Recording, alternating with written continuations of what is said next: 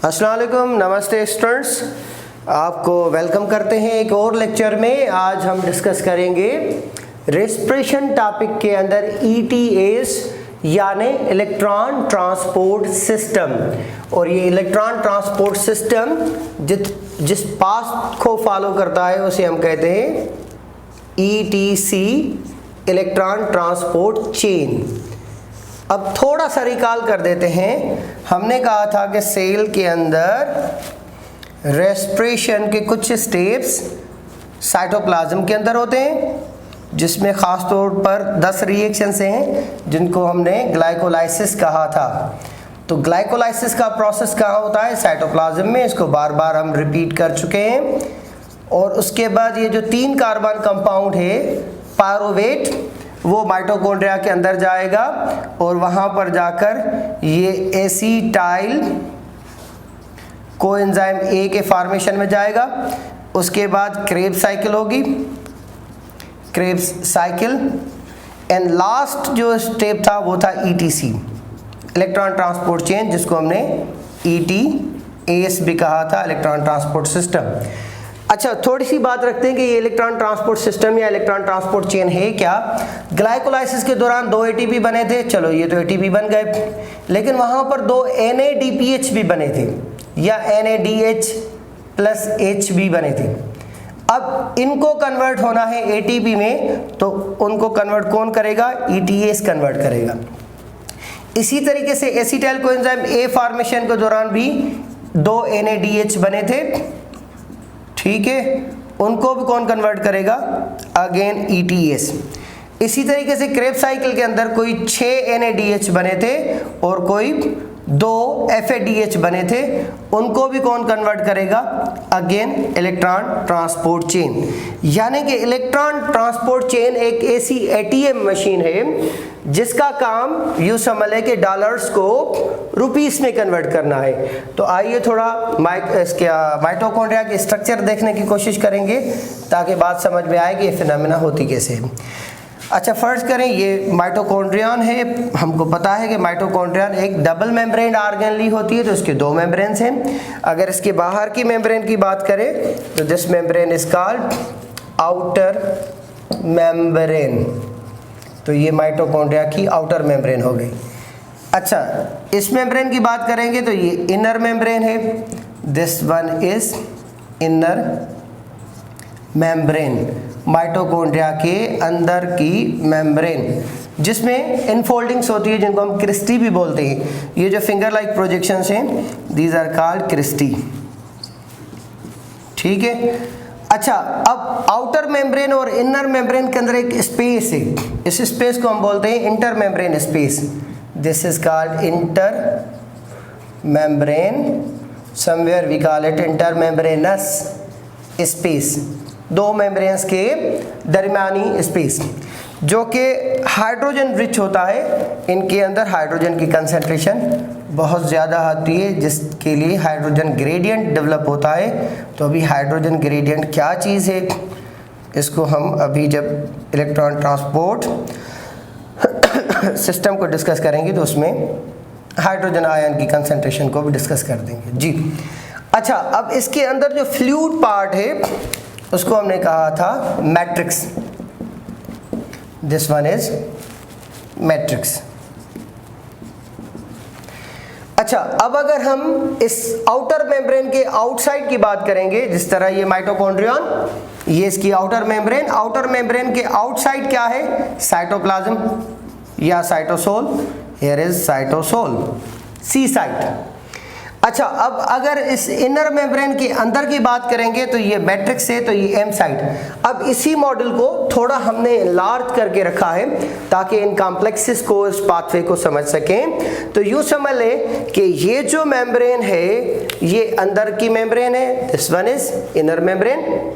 और ये जो मेम्ब्रेन है ये बाहर की मेम्ब्रेन है, दिस इज आउटर मेम्ब्रेन। और ये जो स्पेस है दरमियानी, ये है इंटर मेम्ब्रेन स्पेस। अगर इसको मैं लिख देता हूँ, here is inter membrane space, ठीक है। तो ये यूँ समझ लें कि आउटर मेम्ब्रेन और इनर मेम्ब्रेन के दरमियान का स्पेस हो गया।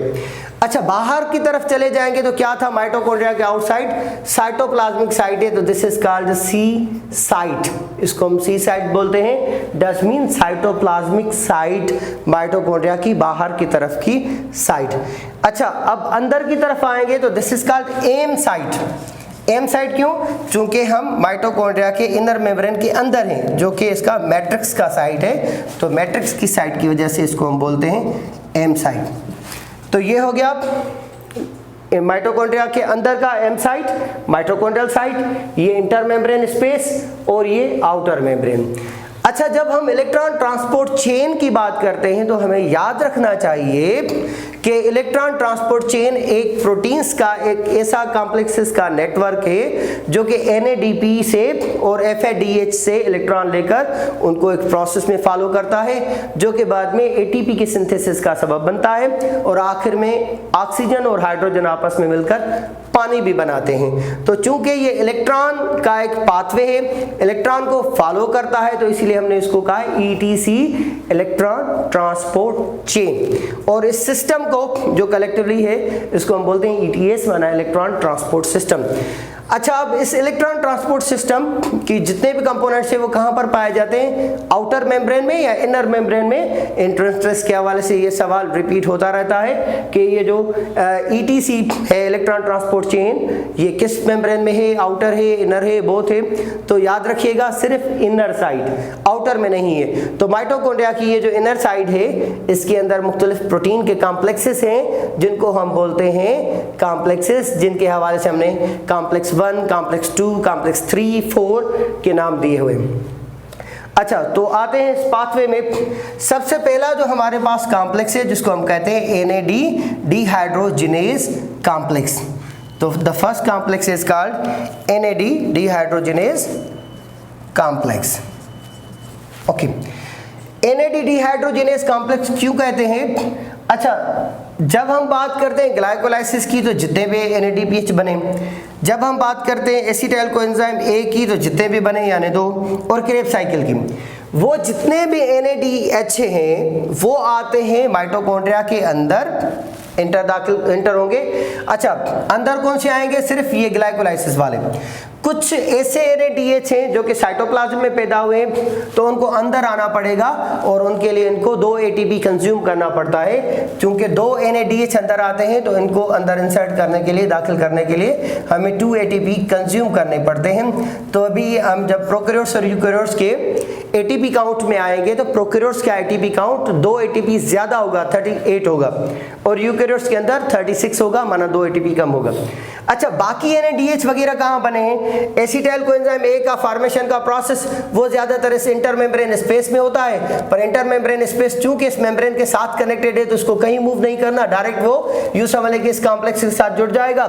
जहां तक मामला है क्रेब्स साइकिल का, वो तो होता ही मैट्रिक्स की साइड के अंदर है, ETC खुद मैट्रिक्स की साइड के अंदर है, तो यूं समझ लें कि ज्यादातर NADH अंदर ही मौजूद हैं। तो फर्ज करें हम यहां से एक सब्सटेंस लेते हैं NADH plus H plus. Okay, ठीक है। अब NADH मॉलिक्यूल किस चीज के साथ जुड़ेगा? आकर इस कॉम्प्लेक्स के साथ मिलेगा। क्या नाम है इस कॉम्प्लेक्स का? NADH dehydrogenase. यानी कि ये NADH मॉलिक्यूल से ये जो 2 हाइड्रोजन के आयन्स हैं इसके पास, ये आइटम्स हैं, इनको रिलीज करेगा डिहाइड्रोजिनेज, यानी हाइड्रोजन को रिमूव करेगा। ओके, तो जब ये इसके साथ इंटरेक्शन में आएगा तो ये मॉलिक्यूल टूट जाएगा। किस चीज में? एक तरफ हमें मिलेगा NAD प्लस, जो कि एक कोएंजाइम है, निकोटीन अमाइड एडिनाइन डाइफॉस्फेट। यूं समझ लें कि इसको हम पहले भी डिस्कस करके आए हैं कि इसमें एक पेंटोज शुगर, ये रही दूसरी पेंटोज शुगर, एक के साथ एडिनाइन है और दूसरे के साथ निकोटीन नामी एक सब्सटेंस है, और इनके ऊपर जो फास्फोरस का ग्रुप है तो ये ऑक्सीजन, और ये जो फास्फोरस है ये इनके साथ कनेक्टिवली जुड़ा हुआ है। तो यूँ समझ लें कि फास्फोरस ऑक्सीजन फास्फोरस का बॉन्ड बनता है इन दो न्यूक्लियोटाइड्स के साथ। चूंकि ये दो न्यूक्लियोटाइड्स हैं तो इसको हम डायन्यूक्लियोटाइड्स भी बोलते हैं। तो ये निकोटीन जो कंटेन करता है और एक में एडिनाइन कंटेन करता है, तो इस निकोटीन की वजह से हमने इसको कहा है निकोटीन, एडिनाइन, ये निकोटीन, ये एडिनाइन।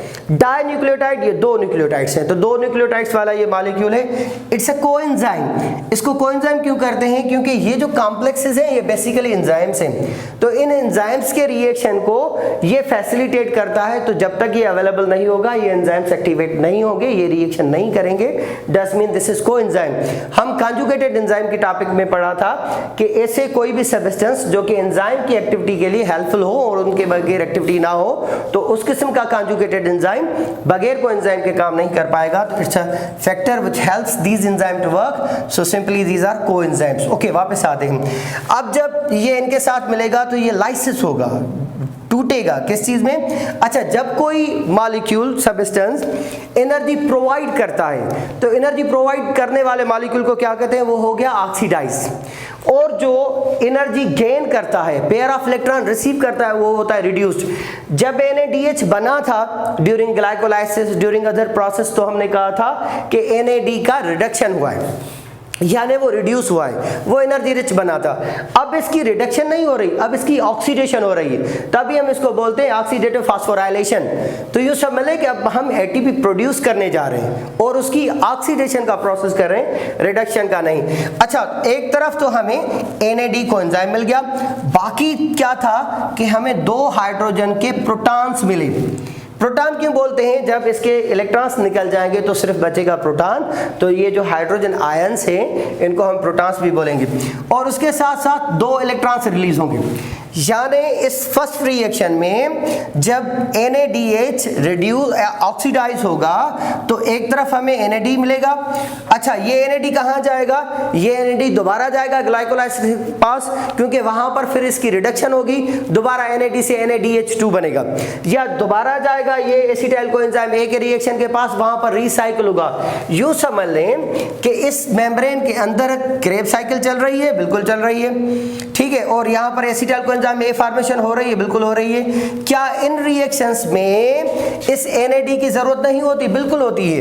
कल ही हमने पढ़ा था कि NAD, जहां पर मिसाल के तौर पर जब ये हमारे पास 6 कार्बन कंपाउंड था जिसको हमने आइसोसिट्रेट कहा था, जब उससे एक कार्बन बाहर निकलता है तो वहां पर NAD रिड्यूस होगा, NAD बन जाएगा NADH प्लस H या NADH2, तो NADH2 बना था। इसी तरह जब अल्फा कीटोग्लूटारेट जो कि 5 कार्बन का कंपाउंड था, उसमें से एक कार्बन और निकल गया तो दोबारा से NADH बना था। इसी तरीके से सक्सिनाइल कोएंजाइम A से जब सक्सिनिक एसिड बना था तो वहां पर FADH का मॉलिक्यूल बना था, और बल्कि सक्सिनिक एसिड से जब वो फ्यूमरेट बन रहा था। फिर इसी तरीके से लास्ट स्टेप में आते हैं, तो जब मैलेट से दोबारा ऑक्सैलोएसीटेट बनता है तो वहां पर भी रिडक्शन होती है और NADPH बनता है। बात करने की बात ये थी कि हम क्यों इस बात को रिपीट करें, तो वहां पर NAD इस्तेमाल होगा।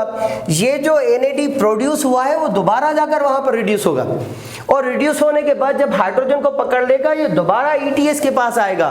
तो यूं समझ लें कि ये कभी चीज खत्म नहीं होती, यानी यहां पर ऑक्सीडाइज होगा, फिर जाकर रिड्यूस होगा, फिर आकर ऑक्सीडाइज होगा, फिर जाकर रिड्यूस होगा, तो ये चीज बैलेंस में रहेगी। अच्छा, यहां पर ये सवाल है कि क्या ये NADH डिस्ट्रॉय नहीं होता? हाँ, डिस्ट्रॉय भी होता है और नई प्रोडक्शन भी होती है। तो यूं समझ लें कि माइटोकॉन्ड्रिया के अंदर एक फिक्स अमाउंट है NADH का और FADH का, जो कि रोटेट होता है, रिसाइकिल होता है, बार बार सर्कुलेट होता है, और जब इनका नंबर घट जाता है, कम हो जाता है, तो दोबारा से नए मॉलिक्यूल्स बनते हैं और वो फिर इस्तेमाल होते हैं। बात को आगे बढ़ाते हैं। अच्छा, अब ये जब NAD बन गया ये दोबारा साइकिल में जाएगा। What about hydrogen? ये जो दो हाइड्रोजन थे, ये दो हाइड्रोजन इस कॉम्प्लेक्स 1 के जरिए बाहर की तरफ आएंगे। अब आते हैं ये जो कॉम्प्लेक्स 1 है जिसको हमने NADH डिहाइड्रोजिनेज कहा है, ये क्या था? ये एंजाइम है। और हमें पता है कि एंजाइम्स क्या होते हैं, एंजाइम्स प्रोटीन होते हैं, does mean it's a protein molecule. और इसके साथ इसमें फीरियस भी मौजूद है एंड सल्फर भी मौजूद है, और इसके साथ साथ इसमें यूँ समझ लें कि FMN फ्लेविन मोनोन्यूक्लियोटाइड्स भी मौजूद हैं, ठीक है। तो फ्लेविन मोनोन्यूक्लियोटाइड भी इसके सेंटर के अंदर भीतर मौजूद है, इसके अंदर फीरियस और सल्फर के क्लस्टर्स भी मौजूद हैं, और ये इटसेल्फ प्रोटीन है। अच्छा, किस किस्म का प्रोटीन होता है? ये प्रोटीन होता है एल शेप्ड। अगर इसकी हम स्ट्रक्चर देखें तो this is simply L shaped. तो इसका एक साइड इनर मेम्ब्रेन की इनर तरफ होता है जो कि इस रिएक्शन को एक्टिवेट करता है, और दूसरा साइड बाहर की तरफ होता है। इन सभी कॉम्प्लेक्सेस में सबसे बड़ा कॉम्प्लेक्स 1 है जिसको हम कॉम्प्लेक्स 1 कहते हैं, जो कि एल शेप्ड प्रोटीन है जिसमें फीरियस और सल्फर के क्लस्टर भी मौजूद हैं, फ्लेविन मोनोन्यूक्लियोटाइड्स भी मौजूद है, ये सेल्फ प्रोटीन है और एंजाइम है। क्या करेगा? इन दो प्रोटॉन्स को, हाइड्रोजन को बाहर की तरफ धकेल देगा। कहां पर धकेल देगा? Inter membrane space. अभी हमने बात की थी कि आउटर मेम्ब्रेन और इनर मेम्ब्रेन के दरमियान जो स्पेस है वहां पर हाइड्रोजन की कंसंट्रेशन बहुत ज्यादा होती है। कौन डेवलप करता है? ये कॉम्प्लेक्सेस डेवलप करते हैं। तो इस फर्स्ट कॉम्प्लेक्स ने जो हाइड्रोजन बाहर इमिट किए थे वो यहां पर यूं समझ लें कि कीमोऑस्मोसिस का प्रोसेस डेवलप करेंगे, हाइड्रोजन ग्रेडियंट डेवलप करेंगे। वो हाइड्रोजन ग्रेडियंट फिर एटीपी बनाने के प्रोसेस में हेल्प करेगा। अच्छा, अब इसने दो हाइड्रोजन यानी दो प्रोटॉन बाहर की तरफ धकेल दिए। What about electron? इलेक्ट्रॉन कहां जाएंगे? तो इसको आगे फॉरवर्ड करता है एक और सब्सटेंस है जिसको हम कोएंजाइम Q बोलते हैं। दिस इज अच्छा, कोएंजाइम Q को हम बाद में डिस्कस करेंगे, फिलहाल थोड़ा सा रोक देते हैं। हम आ जाते हैं कॉम्प्लेक्स 2। कॉम्प्लेक्स 2 का NADPH के हवाले से कोई रोल नहीं। यहाँ पर जो क्रेब साइकिल है, इस क्रेब साइकिल में हमने एक प्रोसेस पढ़ा था कि सक्सिनिक एसिड जो था, ये रहा सक्सिनिक एसिड या सक्सिनेट, वो बनता है फ्यूमरेट में, ठीक है, SF। इसको आप साइंस फाउंडेशन मत समझिएगा कि SF ये साइंस और फाउंडेशन है। ये क्या है? ये सक्सिनिक एसिड है, ये फ्यूमरेट है। तो यहां पर क्या होता है कि सक्सिनिक एसिड आएगा and that turns into fumarate. This turns into fumarate. तभी हमने इसका नाम क्या रखा है? Succinate dehydrogenase. अच्छा, सक्सिनेट डिहाइड्रोजिनेज का NADPH के मामले में क्या काम है? कोई काम नहीं है। हाँ, अलबत्ता जब हम बात करते हैं यहाँ पर ATP के बनाने की, तो ATP के साथ साथ हम FADH की भी बात करते हैं, फ्लेविन एडिनाइन डाइफॉस्फेट हाइड्रेट। ये FADH कहां पर अटैच होता है? FADH का अटैचमेंट पॉइंट NADH डिहाइड्रोजिनेज नहीं है, और वो 3 ATP भी नहीं, 2 ATP प्रोड्यूस करता है। वो कहां पर अटैच होता है? वो इस कॉम्प्लेक्स 2 में। यानी कि अगर हम ATP के यूं समझ लें कि NADPH के ऑक्सीडेशन की बात करेंगे तो कहां से शुरू करेंगे? कॉम्प्लेक्स 1 से। अगर हम FADH के ऑक्सीडेशन की कहानी शुरू करेंगे तो वो करेंगे कॉम्प्लेक्स 2 से, कॉम्प्लेक्स 1 से इसका कोई राब्ता नहीं। अच्छा, तो जब FADH भी टूटेगा सेम इसी तरह NADPH की तरह, तो ये FADH2 यानी कि ये 2 हाइड्रोजन है तो ये ब्रेक होगा, तो अगेन FAD+ बनेगा इसी की तरह कोएंजाइम, और ये 2 हाइड्रोजन बनेंगे यानी कि 2 प्रोटॉन होंगे और 2 इलेक्ट्रॉन होंगे। एक ही स्टोरी हो गई। तो अब इसके 2 इलेक्ट्रॉन कहां जंप करेंगे? 2 इलेक्ट्रॉन जंप करेंगे कोएंजाइम की तरफ, और जो प्रोटॉन थे वो कहां जंप करेंगे? वो अगेन बाहर की तरफ जाएंगे। तो ये रहे हाइड्रोजन। तो यूं समझ लें कि जब हम कॉम्प्लेक्स 2 की बात करते हैं तो कॉम्प्लेक्स 2 का NADH यूं समझ लें कि NADH के रिडक्शन में, उसकी ऑक्सीडेशन में कोई रोल नहीं होता, लेकिन FADH में होता है। तो इन दोनों मॉलिक्यूल्स को लेकर आगे चलते हैं, वापस आते हैं। अब इलेक्ट्रॉन यहां से आए मींस के कॉम्प्लेक्स 1 से, तो भी आएंगे कोएंजाइम Q की तरफ। अगर कॉम्प्लेक्स 2 से जो कि FADH से आए थे वो भी आएंगे कोएंजाइम Q की तरफ। अब अगर हम कोएंजाइम Q की बात करें तो कोएंजाइम Q क्या है? ये एक लिपिड है। इसमें जितने भी इलेक्ट्रॉन ट्रांसपोर्ट चेन के अंदर मेंबर्स हैं, कॉम्प्लेक्सेस हैं, सारे के सारे प्रोटीन हैं। Complex 1 is protein, complex 2 is protein, ठीक है, complex 3 is protein, 4 is protein, even oxysome is a protein, all are the protein except this. इसको छोड़कर कोएंजाइम Q को छोड़कर। ये क्या है, ये आइसोपेरिडोइड है, बेंजीन का मॉलिक्यूल है, ये लिपिड है। तो ये एक किस्म का लिपिड है। इसको हम क्या बोलते हैं, इसको बोलते हैं मोबाइल इलेक्ट्रॉन कैरियर। मोबाइल क्यों, क्योंकि इसकी जगह कोई फिक्स नहीं होती, ये मूव करता रहता है, इसलिए एक किस्म का मोबाइल मॉलिक्यूल है। तो ये मोबाइल इलेक्ट्रॉन कैरियर है, ये इलेक्ट्रॉन को कैरी करेगा और इसको कहां फॉरवर्ड करेगा, इसको फॉरवर्ड करता है कॉम्प्लेक्स 3 के पास। ठीक है, अब ये कॉम्प्लेक्स 1 से इलेक्ट्रॉन लेगा तो भी कॉम्प्लेक्स 3 के पास फॉरवर्ड करेगा, अगर कॉम्प्लेक्स 2 से इलेक्ट्रॉन लेगा तो भी कॉम्प्लेक्स 3 के पास फॉरवर्ड करेगा। अच्छा, इसका ऐसा कोई हाइड्रोजन के बाहर निकालने के मैकेनिज्म में कोई रोल नहीं। तो हाइड्रोजन यहाँ पर रिलीज हो रहे थे, यहाँ पर रिलीज हो रहे थे। हाँ, अलबत्ता कहीं कहीं पर ये प्रोटॉन कैरियर के तौर पर काम करता है, लेकिन मेनली इसका काम होता है इलेक्ट्रॉन्स को आगे फॉरवर्ड करना। और ये खुद क्या है, खुद लिपिड है। इसको हम क्या बोलते हैं, इसका वैसे नाम इसको हम बोलते हैं कि ये है हमारा यूबी क्विनाइन। क्विनाइन तो हमें पता है कि लिपिड मॉलिक्यूल होता है, तो दिस इज यूबी क्विनॉन। ठीक है, यूबिक्विनन मॉलिक्यूल है हमारा। यूबिक्विनन क्या है कि इसको हम यूबिक्विटस मॉलिक्यूल कह सकते हैं। यूबिक्विटस मॉलिक्यूल का मतलब है जो ओमनी प्रेजेंट है। ये एनिमल्स के अंदर और सर्टेन बैक्टीरिया के अंदर यूबिक्विटस है, ओमनी प्रेजेंट है, यानी कि सारे किस्म के ऑर्गेनिज्म जो हैं उनके अंदर ये वाली लिपिड कॉमन है, सभी में पाई जाती है। बैक्टीरिया के अंदर भी बहुत सारे के अंदर और सभी के सभी एनिमल्स के अंदर पाई जाती है। तो दिस इज यूबिक्विटस मॉलिक्यूल, इसको यूबिक्विनन बोलते हैं। ये लिपिड मॉलिक्यूल है, क्या है, इलेक्ट्रॉन कैरियर। अब हम आते हैं कॉम्प्लेक्स 3। हमने यहाँ पर अभी तक साइटोक्रोम्स की बात नहीं की थी। अगर मैं यहाँ पर लिख दूं तो साइटोक्रोम्स, ठीक है। साइटो का मतलब क्या है, सेल के कोई सब्सटेंसेस होंगे। क्रोम का क्या मतलब है, कलर्ड होंगे। These are basically proteins, coloured proteins. अब इन साइटोक्रोम के नाम इस तरह है, साइटोक्रोम ए, साइटोक्रोम बी। अब बी के अंदर भी बहुत सारे टाइप्स हैं, साइटोक्रोम सी, साइटोक्रोम C1। ठीक है, अब यहां पर कौन से इस्तेमाल होते हैं, यहां पर साइटोक्रोम बी इस्तेमाल होता है, यहां पर साइटोक्रोम सी इस्तेमाल होता है और साइटोक्रोम C1 इस्तेमाल होता है। ठीक है, 3 किस्म के साइटोक्रोम्स हैं। अच्छा, इनके अंदर क्या होता है कि इनको हम किस तरह ए बी सी के टाइप में डिवाइड कर रहे हैं, on the basis of spectrum. जिस किस्म की लाइट ये एब्जॉर्ब करते हैं तो इनके एब्जॉर्बेंस के बेसिस पर, क्योंकि सभी की जो लाइट है वो सेम नहीं है, अलग अलग किस्म के वेवलेंथ की लाइट ट्रैप करते हैं, तो उनकी वेवलेंथ के बिहाफ पर हमने इनके टाइप्स किए हुए कि साइटोक्रोम ए है, बी है, एक्सेट्रा। तो उस हवाले से हमने उनकी डिफरेंट वेवलेंथ पर डिफरेंट नाम दिए हैं। अब आते हैं कॉम्प्लेक्स 3 के पास। तो कॉम्प्लेक्स 3 में कौन कौन सी चीजें होती हैं, इस कॉम्प्लेक्स 3 को अगर देखें तो ये साइटोक्रोम का कॉम्प्लेक्स है, तभी हमने इसको लिखा हुआ है साइटोक्रोम रिडक्टेस। अब इस साइटोक्रोम रिडक्टेस के अंदर कौन सी चीजें इसके अंदर हैं, उनको थोड़ा सा हम एलाबोरेट के, तो मेरा ख्याल है थोड़ी हेल्प रहेगी समझने में जी। तो साइटोक्रोम रिडक्टेस कॉम्प्लेक्स 3 था हमारा। इसके अंदर सबसे पहले साइटोक्रोम बी होता है, उसके बाद इसमें साइटोक्रोम C1 होता है, cytochrome B and cytochrome C1।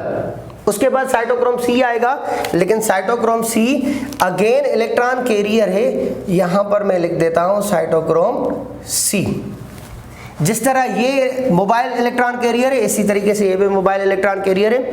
Third complex की तरफ आते हैं तो इलेक्ट्रॉन डाउनहिल प्रोसेस में जा रहे हैं। डाउनहिल में कैसे, अगर हम पहाड़ी से किसी चीज को ऊपर से नीचे गिराएंगे तो उसके पास ज्यादा इनर्शिया है, जैसे जैसे वो नीचे चलता जाएगा तो फाइनली उसकी एनर्जी खत्म होती जाएगी। तो NADS से जो इलेक्ट्रॉन बूस्टअप हुए थे या रिलीज हुए थे, या FADS से जो इलेक्ट्रॉन बूस्टअप हुए थे, उनके पास बहुत सारी एनर्जी मौजूद थी। जैसे जैसे वो आगे फॉरवर्ड होते जा रहे हैं तो उनकी पोटेंशियल एनर्जी कम होती जा रही है, और फाइनली जब लास्ट कॉम्प्लेक्स में ये ऑक्सीजन के पास पहुंचेंगे तो इनकी एनर्जी खत्म हो जाएगी और ये पानी बना देंगे। तो अभी ये कॉम्प्लेक्स 3 में थे। इसी तरीके से ये इलेक्ट्रॉन का पेयर कॉम्प्लेक्स 3 से कॉम्प्लेक्स 4 की तरफ जाएगा।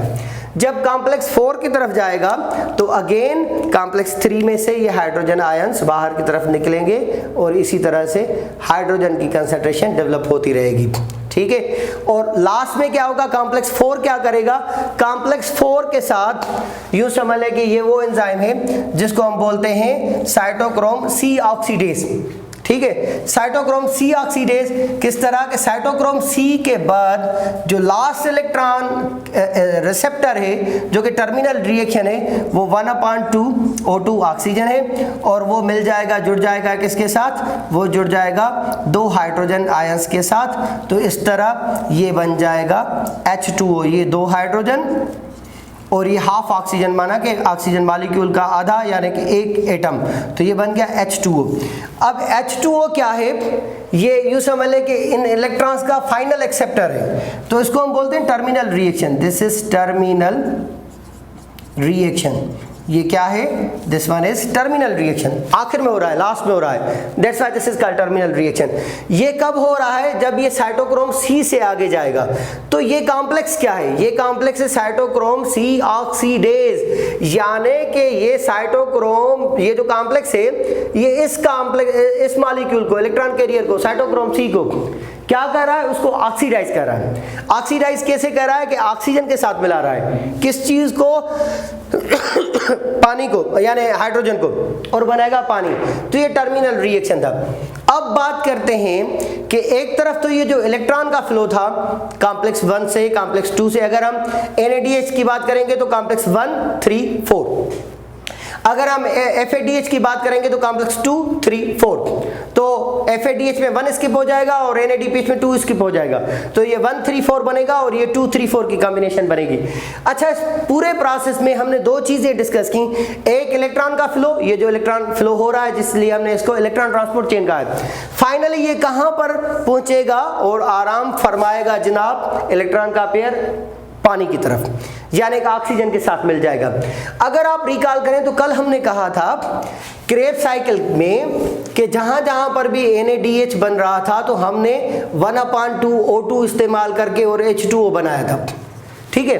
बेसिकली पानी वहां पर नहीं बनता और ऑक्सीजन भी वहां पर इस्तेमाल नहीं होते। क्रेब्स साइकिल में कहीं पर भी ऑक्सीजन इस्तेमाल नहीं होता, लेकिन बेसिकली हमने ये रिलेट किया था कि जितने भी NADH बने हैं वो जब इस प्रोसेस में आएंगे तो पानी बनेगा। तो एक NADH जो हमने लिया था तो आधा ऑक्सीजन, ये रहा आधा ऑक्सीजन। तो असल में हमने यहाँ की कैलकुलेशन वहां बता रहे थे कि वहां पर जितने भी FADH बन रहे हैं, NADPH बन रहे हैं, चूंकि वो बाद में ETC में आएंगे और वहां पर इन दी एंड ऑक्सीजन इस्तेमाल होगा, तो बेसिकली ये इसका कनेक्शन था। तो ये जो ऑक्सीजन है अगर यहां पर अवेलेबल ना हो तो क्या होगा, क्या ये NADH रिड्यूस हो, ऑक्सीडाइज होगा? नहीं। जब ये NADH ऑक्सीडाइज नहीं होगा तो क्या खाली NAD बनेगा? नहीं। तो यहां पर जब NAD नहीं होगा तो वो NADH कहां से बनेगा? तो तभी हम इसके रिलेशन को इसके साथ जोड़ते हैं कि भाई यहां पर एक मॉलिक्यूल, आधा मॉलिक्यूल जो इस्तेमाल होगा वो बेसिकली यहां पर हो रहा है। वापस आते हैं, कॉम्प्लेक्स 1, कॉम्प्लेक्स 2, कॉम्प्लेक्स 3, कॉम्प्लेक्स 4 जो कि सारे प्रोटीन्स हैं, ये लिपिड था और साइटोक्रोम सी अगेन प्रोटीन है। तो इस तरह इलेक्ट्रॉन पास होते हुए पानी बन गया। तो इलेक्ट्रॉन की कहानी तो हमने सेटल कर दी। What about proton? ये जो प्रोटॉन यहां से निकल के आ रहे थे कहां पर, इंटर मेम्ब्रेन स्पेस में, तो वहां पर हाइड्रोजन की क्वांटिटी बहुत ज्यादा बढ़ गई, तो एक ग्रेडियंट डेवलप हुआ। हमने फोटोसिंथेसिस के अंदर भी एक मैकेनिज्म पढ़ा था कीमोऑस्मोसिस का। यहां पर वही मैकेनिज्म कीमोऑस्मोसिस होता है, ऑक्सीसोम। ऑक्सीसोम किसको बोलते हैं? ये जो स्ट्रक्चर बनाई हुई है जो कि प्रोटीन है, इसको ऑक्सीसोम बोलते हैं। इसमें 2 पार्टिकल होते हैं, एक F0 पार्टिकल होता है और दूसरा F1 पार्टिकल होता है। F0 पार्टिकल एक चैनल है जो कि हाइड्रोजन को यानी कि अंदर की तरफ ले आने में हेल्प करेगा हाइड्रोजन को, और F1 पार्टिकल क्या है? ये एंजाइम है जो कि ADP को PI के साथ, इनऑर्गेनिक फास्फेट के साथ मिलकर ATP बनाएगा। इसका मकसद ये हुआ कि इसके जो 2 पार्ट्स हैं, एक है F0, इस F0 का काम क्या हुआ? इस F0 का काम हुआ कि भाई ये हाइड्रोजन को लेकर अंदर ले आएगा, हियर आर हाइड्रोजन्स, ओके। अब ये F1 पार्टिकल क्या है? ये रहा F0 पार्टिकल और ये रहा F1। दोनों किस चीज के हैं? दोनों ऑक्सीसोम के हैं, ठीक है। अब F1 पार्टिकल क्या है? ये F1 पार्टिकल है एंजाइम। इस एंजाइम का नाम क्या देते हैं? ATP synthase. ATP synthase, ATP synthase, अगर आपसे कोई सवाल पूछे कि ऑक्सीसोम का कौन सा पार्ट है जिसको एटीपी सिंथेज कहते हैं, F0 F1, तो हम बोलेंगे F1, दिस इज एंजाइमेटिक। और F0 पार्टिकल क्या है, वो चैनल प्रोटीन की तरह काम करता है, हाइड्रोजन को लेकर अंदर ले आता है। जब इसकी कंसंट्रेशन, इसकी मात्रा, इसकी क्वांटिटी बहुत ज्यादा बढ़ जाएगी तो ये ग्रेडियंट डेवलप करेगा और उस ग्रेडियंट के तहत हाइड्रोजन के आयंस, अब यहाँ पर जितने पेयर्स NADH से कितने पेयर्स गए थे, एक यहाँ पर गए थे, एक यहाँ पर गए थे और एक यहाँ पर गए थे, तो तीन एटीपी बनेगा। हर पेयर ऑफ हाइड्रोजन के साथ जितने पेयर ऑफ हाइड्रोजन अंदर आएंगे तो ये ADP प्लस PI मिलाकर, इनऑर्गेनिक फास्फेट मिलाकर बनेगा ATP। अब चूंकि NADH से 3 जगहों पर निकला था, अगर मैं यहाँ पर ही मेंशन कर दूं कि भाई कहाँ कहाँ पर बन रहे हैं, फर्ज करेंगे यहाँ पर एक पेयर गया है तो मैं यू लिखकर एक ATP यहाँ पर लगा लेता हूँ, और उसके बाद कॉम्प्लेक्स 2 के बाद पेयर ऑफ इलेक्ट्रॉन्स ऊपर गए हैं तो यहाँ पर मैं ATP लिख देता हूँ, और इसी तरह जब कॉम्प्लेक्स 3 के बाद गए तो यहाँ पर मैं ATP लिख देता हूँ। तो कितने ATP बने, ये ATP बने 3। किस में से बने ये 3 ATP, ये बने NADH से। अगर NADH के बजाय मैं FADH की बात करूं तो ये पहला वाला कॉम्प्लेक्स पहले ही खत्म हो चुका है, यानी कि ये नहीं है प्रोसेस में। FADH ऐड कहां पर हो रहा है, FADH इसमें ऐड हो रहा है कॉम्प्लेक्स 2 के पास। तो अब इसके पास कितने हाइड्रोजन बनेंगे, अब इसके पास बच गए एक हाइड्रोजन बनेगा कॉम्प्लेक्स 2 के बाद यानी ये वाला, और दूसरा बनेगा कॉम्प्लेक्स 3 के बाद यानी ये वाला। इसका मकसद है कि एक FADH मॉलिक्यूल से हम 2 ATP बना पाएंगे और एक NADPH से हम 3 ATP बना पाएंगे। तो 3 ATP बनते हैं एक NADPH मॉलिक्यूल से और 2 ATP बनते हैं एक FADH मॉलिक्यूल से। तो अब जो हाइड्रोजन की कहानी थी, आई मीन के प्रोटॉन की कहानी थी, वो भी सेटल हो गई। तो एक तरफ प्रोटॉन की कहानी को हमने नोट किया, दूसरी तरफ इलेक्ट्रॉन के फ्लो को किया। अच्छा, इन सभी कॉम्प्लेक्सेस को एक्टिवेट कौन करता है, एक्टिवेट करता है फ्लो ऑफ इलेक्ट्रॉन।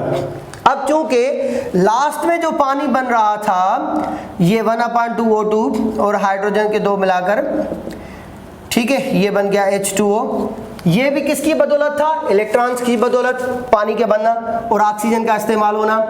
अच्छा, यहाँ पर जितने भी ATP बने उनमें भी इन इलेक्ट्रॉन के फ्लो का काम है, क्योंकि ये इनको एक्टिवेट करता है, तो वहां पर भी इलेक्ट्रॉन है। चूंकि ये सारी की सारी स्टोरी हाइड्रोजन के प्रोटॉन्स के पंपिंग की हो या इलेक्ट्रॉन्स के आखिर में जाकर पानी के साथ बनने की कहानी हो, तो ये इलेक्ट्रॉन ट्रांसपोर्ट सिस्टम है, तो इसको हम EDS इलेक्ट्रॉन ट्रांसपोर्ट सिस्टम कहते हैं। तो ये रही माइटोकॉन्ड्रिया, ये रहा इसका इनर पार्ट, ये इसका बिटवीन द टू है और ये आउटसाइड है। इस हवाले से हमने इसको मॉडल को ऑर्गेनाइज किया और लास्ट में हमने ATP प्रोड्यूस किए। अब हम छोटा सा टाइम लेंगे ATP काउंट पर, चूंकि ये सारी की सारी बात कनेक्टेड है ATP काउंट के साथ। तो हम देखेंगे कि इस तरह ये माइटोकॉन्ड्रिया जितने भी ATP बना रहा है वो ATP कितने बनेंगे। तो आइए हम अब चलते हैं ATP काउंट की तरफ। तो अब हम चलते हैं ATP काउंट, एरोबिक और एनारोबिक रेस्पिरेशन के ATP काउंट करेंगे। देखा जाए तो ये डिस्कशन आपके लिए गिफ्ट होगा। बहुत सारे बच्चे इस समस्या को लेकर बड़े परेशान होते हैं कि किस तरह हम प्रोकैरियोट्स और यूकैरियोट्स के 38 और 36 ATP को पूरा करें और कहाँ पर कितने ATPs बनते हैं। तो थोड़ा सा हम फ्लैशबैक करते हैं, पीछे चलते हैं। फर्ज करें कि हमने ये सेल बनाया, इस स्टोरी को, इस बातचीत को 10वीं मरतबा डिस्कस कर रहे हैं और आप गालबन बोर हो गए होंगे, लेकिन चूंकि ये ज़रूरी है तो हमें बार बार ये बात रखना पड़ती है। से फॉर सपोज ये रहे हमारे पास माइटोकॉन्ड्रियन एंड ये रहा न्यूक्लियस। न्यूक्लियस का हमारा कोई काम है फिलहाल छोड़ दे। अब यहाँ पर आते हैं कि हमारे पास एक मॉलिक्यूल मौजूद है जिसका नाम है ग्लूकोज। वो साइटोप्लाज्म के अंदर ब्रेकडाउन होगा 2 पायरोवेट्स में, 3 कार्बन कंपाउंड में, और इसके दौरान हमें जो ATP मिले थे, अगर उस पूरे प्रोसेस को याद करें तो 2 ATP हमें मिले थे। नेट प्रोडक्शन की बात करें वैसे 4 ATP पैदा हुए थे, लेकिन चूंकि इसने शुरू में 2 इस्तेमाल कर लिए थे तो हम नेट ATP की बात करेंगे 2। और हमें NADPH मिले थे, वो भी 2, NADH2 या H+ भी मिले थे 2। अब हम क्या करेंगे कि इसको यहाँ पर काउंट करते जाएंगे। ग्लाइकोलाइसिस का प्रोसेस है, तो ग्लाइकोलाइसिस में हमारे पास ATP कितने थे। अगर ग्लाइकोलाइसिस में हम ATP काउंट पे आते हैं तो हमारे पास ATP थे 2 और NADPH भी थे 2, ठीक है। तो यहाँ पर हम हेडिंग लिख देते हैं ATPs, सॉरी इसको हम करते हैं ATPs, और इसको हम लिख देते हैं NADPH या NADH, और इसको हम लिखते हैं FADH। ठीक है, अब कितने ATP मिले थे हमें ATP मिले थे ग्लाइकोलाइसिस से 2, तो हेयर आर 2 ATPs। FADH कितने मिले थे 2, तो यहाँ पर हमने रखे 2 FADH। NADPH FADH कितने मिले थे ग्लाइकोलाइसिस से 0, तो हमने यहाँ पर 0 रखा। ओके, अच्छा, उसके बाद ये जो 3 कार्बन कंपाउंड है ये माइटोकॉन्ड्रिया के अंदर चले गए और कन्वर्ट हो गए एसिटाइल कोएंजाइम ए में। अब जब एसिटाइल कोएंजाइम ए का प्रोसेस हुआ था तो वहां पर कोई एटीपी नहीं बना था, तो हम यहां पर क्या लिखेंगे, एसिटाइल कोएंजाइम ए फॉर्मेशन के दौरान एटीपी फॉर्मेशन 0। हाँ, लेकिन जब उसमें से कार्बन निकलता है, इसमें से यूजुअली 3 कार्बन कंपाउंड पायरोवेट से और 2 कार्बन मॉलिक्यूल बना था जिसका नाम था एसिटाइल, और एक कोएंजाइम ए उसके साथ जुड़ गया था, तो वहां पर एटीपी NADPH बने थे। कितने, एक पाथवे में 1 बना था, 2 पाथवे में 2 बने थे, तो यहां पर हम 2 NADH2 रखेंगे। तो यहां पर हमने 2 NADH काउंट कर लिए। अच्छा, FADH कितने बने थे इस प्रोसेस से 0, सो कोई FADH नहीं था, तो हमने 0 लिख दिया। अब उसके बाद क्रेब्स साइकिल थी इसके अंदर। अब अगर थोड़ा सा हम क्रेब्स साइकिल को रिकॉल करें तो क्रेब्स साइकिल में यूं समझ लें कि एक तो जब 6 कार्बन मॉलिक्यूल में से कार्बन निकला था एक, और 5 कार्बन अल्फा कीटोग्लूटारेट बना था, तो वहां पर NADH बना था। और फिर जब 5 कार्बन मॉलिक्यूल में से एक कार्बन और निकल गया था और वो यूं समझ लें कि सक्सिनाइल कोएंजाइम ए बना था, तो वहां पर भी NADH बना था। और उसके बाद जब सक्सिनाइल कोएंजाइम ए से कोएंजाइम निकल गया था, तो वहां पर एक ATP बना था। पहले बना था GTP के बाद वो कन्वर्ट हो गया था FADH में। उसके बाद सक्सिनिक एसिड जब वो फ्यूमरेट में कन्वर्ट होता है, तो वहां पर FADH बनता है, और एक साइकिल में 1, तो 2 में 2 बनेंगे FADH। और लास्ट में जब मेलेट कन्वर्ट होता है दोबारा ऑक्सैलो एसीटेट के पास, तो वहां पर भी एक NADH बना था। अब अगर हम इनको काउंट कर लें तो हमारे पास NADH 1, NADH 2, NADH 3, अगर एक साइकिल में 3 हुए थे तो 2 में बनेंगे 6। तो हम यहाँ पर क्रेब्स साइकिल के अंदर 6 NADPH लिख देते हैं। FADH का मामला है तो एक साइकिल में एक ही FADH बनता है, तो 2 साइकिल में 2 बनेंगे। लेट्स राइट 2 FADH, तो यहाँ पर हम रखते हैं 2 FADH। जहाँ तक ATP का मामला है तो एक साइकिल में एक ही ATP बना था क्रेब्स साइकिल के अंदर, तो 2 के अंदर 2 बन गए, तो ये हमारे हो गए 2 ATP। अब ये चूंकि सीधे सीधे ATP हैं, इनको किसी चीज में कन्वर्ट नहीं होना, किसी चीज में कन्वर्ट नहीं होना, तो ये हमारे पास 4 ATP मिल गए इस पूरे प्रोसेस में। अब इन ATPs को क्या ETC में जाना है, जावे नहीं। ETC यानी इलेक्ट्रॉन ट्रांसपोर्ट चेन में कौन सी चीज जाती है, अभी अभी हमने डिस्कस किया है कि भाई सिर्फ FADH और NADPH ऐसे मॉलिक्यूल्स हैं जो कि ETC इलेक्ट्रॉन ट्रांसपोर्ट चेन में जाएंगे और ATP में कन्वर्ट होंगे। हमें पता है कि एक NADPH से 3 ATP बनते हैं, तो 2 × 3, और यहाँ पर भी 2 × 3, यहाँ पर भी 6 × 3। अच्छा, FADH का जहां तक मामला है तो एक FADH से 2 ATP बनते हैं, तो इसको 2 से हम मल्टीप्लाई कर देते हैं 2। अब अगर काउंट करें तो ये होगा 2 3 जा, अगर हम 2 3 जा करेंगे तो ये हमारे हो गए 6, यहाँ पर 2 3 जा अगेन 6, और 6 3 जा हमारे पास है 18। तो अब टोटल ATP काउंट करते हैं कि इलेक्ट्रॉन ट्रांसपोर्ट चेन के अंदर, इलेक्ट्रॉन ट्रांसपोर्ट सिस्टम के अंदर NADH से बनने वाले जो ATP हैं वो हैं 6 और 6 12 और 18, ये बन गए 30, तो 30 ATP बन गए। अच्छा, अब आते हैं FADH के पास, तो हर एक FADH से 2 ATP बनते हैं, तो 2 को 2 से ज़रब करेंगे, मल्टीप्लाई करेंगे, तो बन गए 4, और यहाँ पर दूसरी कोई काउंटिंग नहीं है, तो रख दिए 4। अब अगर इन दोनों वैल्यूज़ को हम आपस में जोड़ लेते हैं तो ये बन गए 34। अब कितने ATPs बने हैं इलेक्ट्रॉन ट्रांसपोर्ट चेन से, 34। अच्छा, और कितने ऐसे ATP हैं जो कि पहले से ATP के फॉर्म में है, वो है 4। तो अगर मैं 4 को 34 के साथ जोड़ दूं तो ये बनेगा 38 ATPs बने हैं हमारे यूं समझ लें एरोबिक रेस्पिरेशन में। थोड़ी थोड़ी सी बात सर, अगर आप कैमरा को यहां पर ले आए, ये रहा सेल, ये रहा माइटोकॉन्ड्रिया। अब ये जो दो NADPH बने थे या NADH बने थे ड्यूरिंग ग्लाइकोलाइसिस, वो कहां बने थे? साइटोप्लाज्म के अंदर, साइटोसोल के अंदर या माइटोकॉन्ड्रिया के अंदर? वो बने थे साइटोसोल में। अब अगर ये यूकेरियोटिक सेल है तो इस NADH को माइटोकॉन्ड्रिया के अंदर आना पड़ेगा। एक मॉलिक्यूल पर हम एक ATP खर्च करते हैं, तो दो मॉलिक्यूल पर हम 2 ATP खर्च करते हैं। तो हम ऐसा करते हैं कि यहां पर इनमें से ग्लाइकोलाइसिस के दौरान जो NADH बने थे उसमें से हम 3 से ज़रब की तो 6 ATP बने। तो यहां पर अगर मैं इसकी काउंटिंग कर दूं 4, क्यों? क्योंकि हमने 2 ATP कंज्यूम किए थे। किस लिए? क्योंकि इस NADPH को माइटोकॉन्ड्रिया के अंदर दाखिल होना है। अच्छा, चूंकि प्रोकैरियोट्स के अंदर ये जो इलेक्ट्रॉन ट्रांसपोर्ट चेन है ये इसके मीजोसोम के अंदर मौजूद है और साइटोसोल और मीजोसोम आपस में जुड़े हुए हैं, तो किसी चीज को कहीं दाखिल नहीं होना, तो ये 2 ATP खर्च नहीं होंगे। जब ये ATP खर्च नहीं होंगे तो ये जो 38 ATP का काउंट बना है ये बना है फॉर प्रोकैरियोट्स, क्योंकि प्रोकैरियोट्स में माइटोकॉन्ड्रिया नहीं है। अब अगर हम बात करते हैं यूकेरियोट्स की, तो जब ये NADPH दाखिल होंगे माइटोकॉन्ड्रिया में, चूंकि ये बेचारे खर्चा कर चुके हैं 2 ATP का, तो 2 ATP कम हो गए। तो अब हम ये काउंट करेंगे 4 और 6 10, 6 10 10 और 18, तो ये बन गए हमारे पास 28। तो अगर यहां पर मैं काउंटिंग अब 30 के बजाय 28 की कर देता हूं, FADH पर कोई फर्क नहीं रहेगा, वो 4 रहेगा। तो 28 और 4 ये बन गया 32।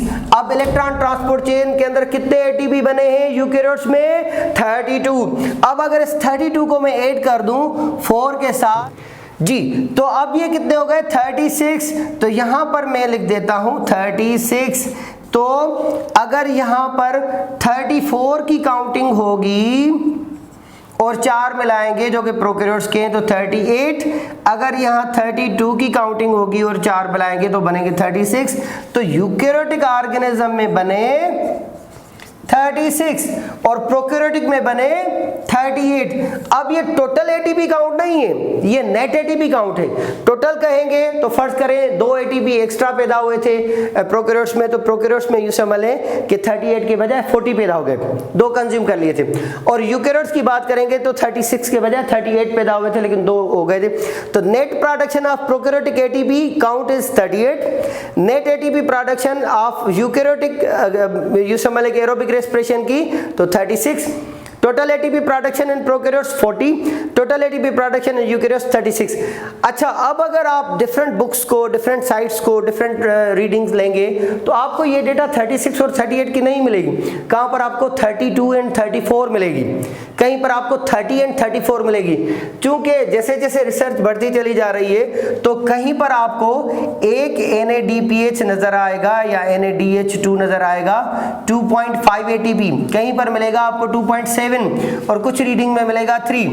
इसी तरीके से अगर हम FADH की बात कर रहे हैं तो FADH2 कहीं पर आपको मिलेगा 1.5 और कहीं पर मिलेगा आपको 1.8। तो ये जो रीडिंग है और कहीं पर 2, तो हमने कौन सी काउंटिंग ली थी यहाँ पर कंसीडर की थी? 3 and 2 वाली ली थी, तभी 36 and 38 हुई। लेकिन अगर हम ये 2.5 और 2.7 या 1.5 and 1.8 की लेंगे तो ये ATP काउंट कम हो जाएगा।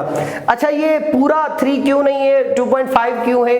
जब हम बात करते हैं माइटोकॉन्ड्रिया के यूं समझ लें कि इंटरमेम्ब्रेन स्पेस के हाइड्रोजन की कंसंट्रेशन की, तो जितने हाइड्रोजन जाते हैं फिर वापस आते हैं तो ATP बनाते हैं, लेकिन कभी कभार इनका जो बैलेंस है वो डिस्टर्ब होता रहता है। तो कुछ एनर्जी इनकी हाइड्रोजन के अपने यूं समझ लें कि जो उसका ग्रेडियंट है उसको मेंटेन करने में चली जाती है। तो उसके ग्रेडियंट के मेंटेन करने में अगर फर्ज करें कि किसी NADPH ने 3 हाइड्रोजन बाहर भेजे, 3 पेयर, और उसमें से 2 पेयर ATP बना पाया, एक नहीं बना पाया, तो एक ATP कम हो गया। अब ये एक ATP अगर सारे ATP के साथ मिलाएंगे तो उसका वैल्यू कुछ पॉइंट्स में कम हो जाएगा। तो इस तरह कहीं पर इस हाइड्रोजन के बैलेंस को मेंटेन करने के चक्कर में कुछ ATP नहीं बन पाते, चूंकि उनका कीमो ऑस्मोटिक जो बैलेंस है वो प्रॉपर तरीके से नहीं होता तो समटाइम्स कुछ अमाउंट इसमें ज़्यादा हो जाता है, ज़ाया हो जाता है, तो इस ज़ाया की वजह से इसकी जो एटीपी काउंट है उस पर फ़र्क आएगा। तो डिफरेंट रिसर्चेस डिफरेंट किस्म की डेटा देते हैं, तो थोड़ा बहुत वेरिएशन होता है। हम अगर अपने बुक के साथ स्टक हो तो हमारे बुक के साथ ये कैलकुलेशन होगी। ग्लाइकोलाइसिस में नेट 2 एटीपी बने थे और क्रेब्स साइकिल में नेट 2 एटीपी बने थे, बाकी कहीं पर भी एटीपी नहीं बना था। बाकी जितने भी डॉलर्स और रियाल थे उनको अगर हमें रुपीस में कन्वर्ट करना है तो NADPH जितने भी होंगे ETC के अंदर जब जाएंगे तो ATP में कन्वर्ट होंगे। तो यूकेरियोट्स के अंदर 28 और प्रोकैरियोट्स के अंदर चूंकि माइटोकॉन्ड्रिया नहीं है और मीजोसोम के अंदर है तो ये 2 ATP कम नहीं होंगे, तो ये 30 होगा।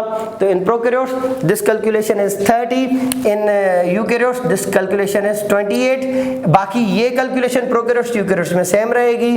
अब अगर हम 30 काउंट करते हैं तो ये 34 बनेगा और ये 32। This is all about. So thank you so much. आज का टॉपिक कुछ डिटेल में ले जाना ज़रूरी था, इसलिए हमने कुछ आपका ज़्यादा टाइम लिया, but I think so this calculation is simply a gift for you. So इसको आप याद रख लें, आपको एंट्रेंस टेस्ट में बहुत ज़्यादा काम आएगा। अगर वही बात हमारे लेक्चर्स आपको समझ में आ रहे हैं तो आप अगर लाइक करेंगे, कमेंट करेंगे और शेयर करेंगे तो हमारी बहुत ज़्यादा हौसला अफजाई होगी और हम इस किस्म के काम को कंटिन्यू कर पाएंगे। तो please please please Zaman Chandio official channel को ज़रूर सब्सक्राइब कीजिएगा, लाइक कीजिएगा और अपने दोस्तों के साथ शेयर कीजिएगा। थैंक यू, गुड बाय, नमस्ते, अल्लाह हाफ़िज़।